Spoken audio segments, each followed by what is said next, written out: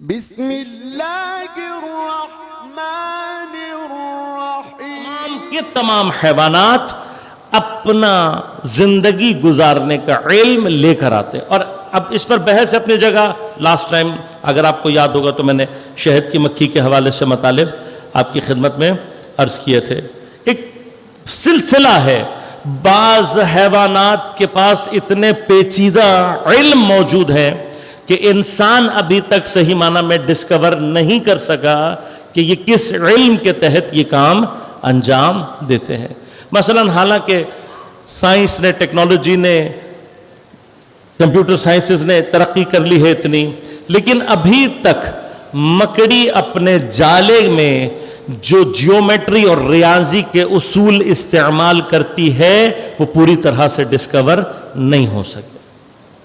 اتنی ٹیکنالوجی کے بعد ابھی تک سائنسدان حیران ہیں کہ یہ اتنے کمپلیکس جیومیٹریکل اور میتھمیٹیکل رولز کہاں سے سیکھتی ہے اور کیسے اپلائی کرتی ہے۔ لہذا سوال ہے، بہت کچھ اینیملز پہ ایک زمانے میں شوق تھا، ابھی بھی ہے، بہرحال اسٹڈی کرتا رہتا ہوں اگر موقع مل جائے تو۔ واقعاً تعجب کی ایک دنیا ہے۔ ایک چھوٹا سا عرض کرتا چلا جاؤں، آپ کے ذہن میں نالج کے طور پر باقی رہ جائے گا۔ اسی مکڑی میں جب میں نے اس کے متعلق ریسرچ پڑھی تو واقعاً حیرت انگیز چیزیں ہیں۔ مکڑی کا جو تار ہے اور اس سے جو وہ گھر بناتی ہے، آپ جانتے کتنا باریک تار ہوتا ہے، بعض اوقات آنکھوں کو دکھائی نہیں دیتا، اور جو گھر اس سے وہ بناتی ہے وہ اتنا ضعیف، اتنا نازک گھر ہوتا ہے کہ قرآن نے اس کے لیے کہا اِنَّ أَوْهَنَ الْبَيُوتِ لَبَيْتِ الْعَنْكَبُوتِ، کہ ہلکا ترین گھر جو ہے، نازک ترین گھر جو ہے وہ کس کا ہے؟ مکڑی کا۔ کیوں؟ ذرا سی ہوا تیز چلے گی ٹوٹ جائے گا، ذرا سا پانی کے قطرے کچھ گر گئے ٹوٹ جائے گا۔ اب اتنا نازک گھر ہے، یہ نازک جو اللہ نے کہا ہے نا، یہ اس کے ظاہر کو دیکھتے ہوئے کہا ہے۔ ظاہر پہ کیوں؟ اس لیے کہ باریک سا ہے، اتنا آرام سے ٹوٹ جاتا ہے۔ کیوں ظاہر کہہ رہا ہوں؟ اس لیے کہ یہ جو ظاہراً اتنا نازک ہے، خدا جانے خدا نے اس کے اندر طاقت کتنی رکھی ہے۔ لہذا ایک جگہ کتاب پڑھ رہا تھا، اس میں یہ ریفرنس، مطلب میں نے یہ بات پڑھی لیکن آگے کسی سائنٹیفک اس کا ریفرنس نہیں تھا، اور ابھی بھی میں دوبارہ اس کو سرچ نہیں کر سکا ہوں، لیکن میں نے کتاب میں ہی پڑھا۔ انہوں نے کسی مجلے کے ریفرنس سے کہا تھا لیکن میں اس کو ریکنفرم نہیں کر سکا، لیکن لکھا انہوں نے یہ تھا کہ یہ تار مکڑی کے پیٹ میں 4 سوراخوں سے اس کا اوریجنیٹ ہوتا ہے، اور ہر سوراخ کے پیچھے 1000 سوراخ ہوتے ہیں جن میں سے اس کا اصل ریشہ تیار ہوتا ہے۔ تو اگر ٹیکنیکلی دیکھا جائے 4000 ریشوں سے مل کر یہ تار تیار ہوتا ہے۔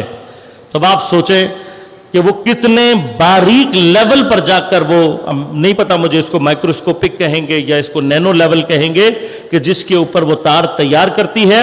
اچھا، اب جب یہ تار تیار ہو جاتا ہے جو اتنا ضعیف، اتنا کمزور تار ہے، اس کے اوپر یہ ڈاکومنٹری میں نے خود دیکھی ہوئی ہے، آپ کو بھی مل جائے گی۔ مکڑی کا تار، انسان نے بھی تار بنائے، انسان نے بھی رسیاں بنائی، پہلے درخت کی چھالوں سے بنانا سیکھی، پھر ڈیولپ ہوا جیوٹ سے بنانا سیکھی، اور چیزوں سے بنانا سیکھی، پھر ایک زمانے میں پلاسٹک کی، نائلون کی رسی۔ لیکن سب سے زیادہ اسٹرانگ جو تار انسان آج تک بنا سکا ہے وہ سٹیل وائر ہے۔ سٹیل کا جو تار ہوتا ہے وہ سب سے زیادہ اسٹرانگ ہوتا ہے۔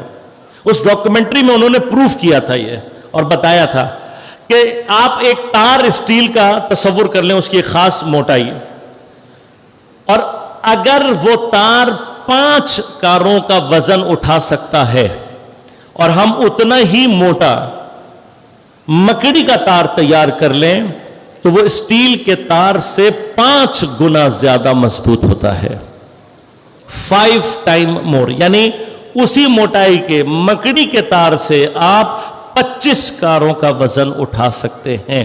اور اس میں انہوں نے یہ ایکسپیریمنٹ کر کے دکھایا بھی کہ اگر مکڑی کے تار سے کپڑا بنایا جائے تو بندوق کی گولی اس کپڑے کے اندر سوراخ نہیں کر سکتی۔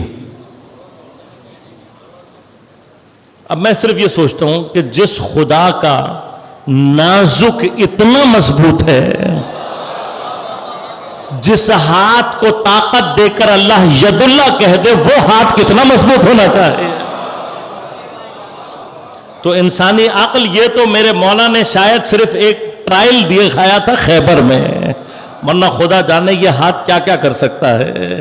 لہذا عزیزان من، تو جتنے بھی حیوانات ہیں اب سب کے سب علم لے کر آتے ہیں، اس پر سب متفق ہیں، لیکن علم محدود ہوتا ہے۔